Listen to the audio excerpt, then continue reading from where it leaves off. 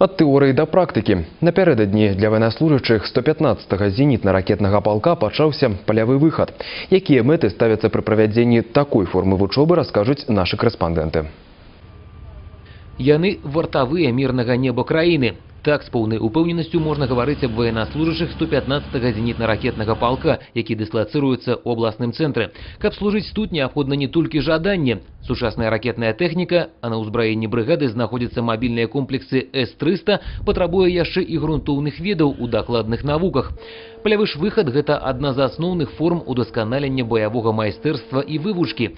Тэхніка ў сваёй большасці мабільная, і задача воінаў-ракетчыкаў умець аператыўна рыхтаваць яе да выкарыстання.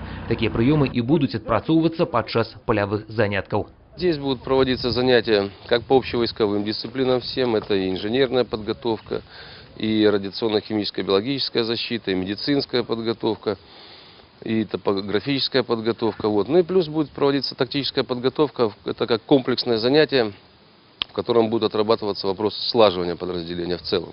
Умовы полігону ў Беларусі не дазваляюць ракетчыкам праводзіць вучэбныя стрэльбы. Таму адразу пасля гэтага палявога выхаду военнослужащие палка поедуць на полігон Ціленбай, што ў расійскім Забайкаллі.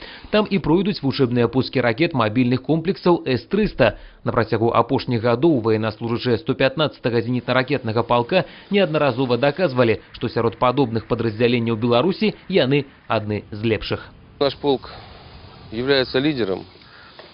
И дивизионы, в частности, и первый зенитно-ракетный дивизион, последние 10 лет являлся лучшим дивизионом среди войск зенитно-ракетных, в войсках ВСПО. И стараемся держать эту марку. Юрий Печур, Роман Бич, Александр Сивицкий. Областные новины. Брест.